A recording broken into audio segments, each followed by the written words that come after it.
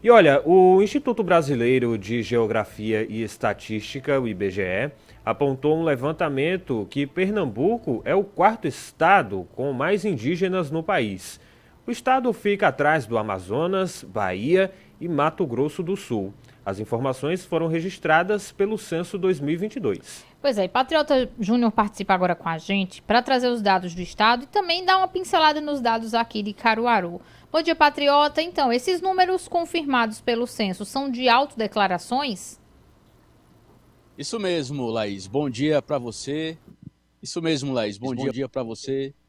Bom dia para quem está acompanhando o Jornal da Cidade. Isso mesmo, né? Esses dados que foram divulgados pelo Instituto Brasileiro de Geografia e Estatística, né, são de pessoas que se autodeclararam indígenas lá durante o censo 2022. Em todo o país, são mais de 1.600.000 indígenas, né, o que equivale aí a 0,83% da população do Brasil. Nós vamos conversar aqui sobre esse assunto com o Heitor Galindo, que é coordenador de área do censo 2022 aqui em Caruaru. Heitor, bom dia, bem-vindo à Rádio Cidade. Quais as cidades com maior número de indígenas aqui em Pernambuco? Bom dia. Então, aqui em Pernambuco, os municípios que mais se destacaram com relação aos indígenas foi o município de Pesqueira, que é o que tem mais, né? Seguido de Carnaúbeira da Penha e Tacaratu.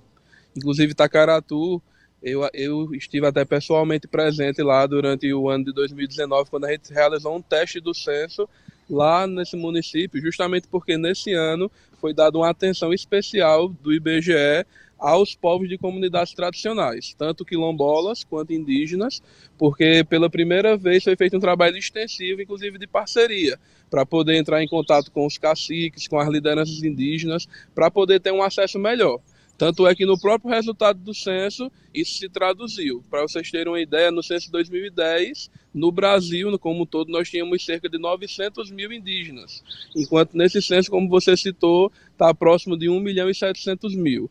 Então a gente percebe que não é que houve um aumento de indígenas, o que houve foi um aumento de pessoas que se consideram indígenas, que se enxergam como indígenas. Então isso mostra que o trabalho de cobertura dessa população que é tão importante para o Brasil foi muito bem feita nesse censo de 2022. Outro dado que chama a atenção aqui no estado é que Pernambuco tem 13 terras indígenas também, né?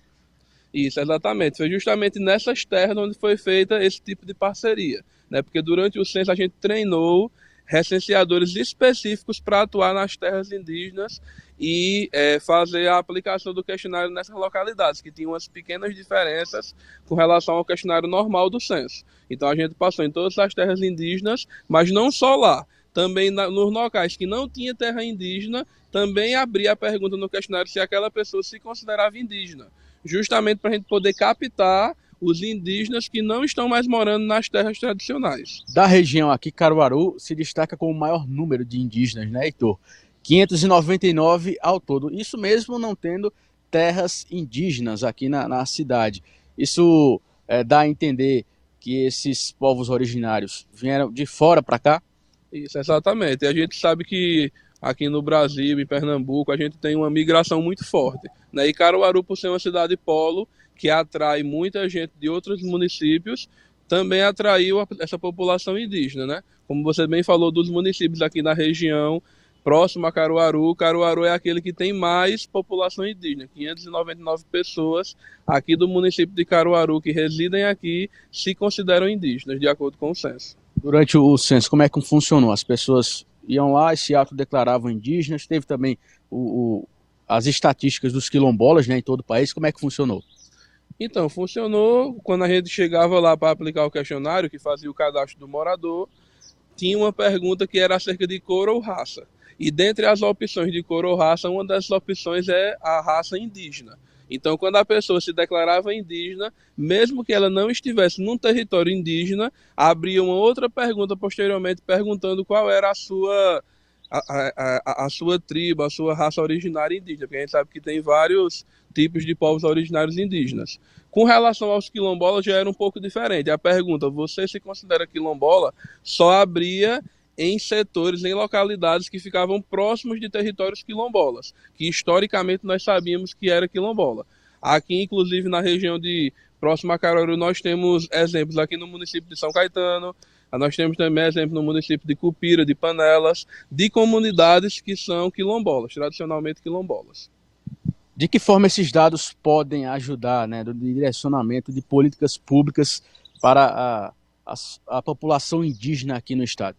Vai ajudar para a gente poder realmente conhecer como os povos indígenas e quilombolas vivem, onde eles vivem, né, como é que está a atual condição social, econômica dessas pessoas, para que elas possam ser integradas nas políticas públicas do nosso país. Não tem como a política pública ser realizada se a gente não conhecer a realidade da população. E o censo ele tem esse propósito, né? Retratar como é que está a realidade da nossa população no momento de hoje, no dia de hoje. Perfeito, obrigado pelas informações. Heitor Galindo, coordenador de área do Censo 2022, aqui em Caruaru. Outro dado interessante aqui da pesquisa é que apenas 4 municípios aqui em Pernambuco, né, não tem nenhuma pessoa autodeclarada indígena. Chã de Alegria, Barra de Guabiraba, Belém de Maria e Salgadinho. Os indígenas aí representam, né, de acordo aí com o IBGE, 1,18% da população do estado, né, a população que vem crescendo aí dos povos originários aqui em Pernambuco. Laís, Rodrigo, é com vocês. Valeu, Patriota, valeu, Heitor. E é isso, gente. Aos poucos, né, o IBGE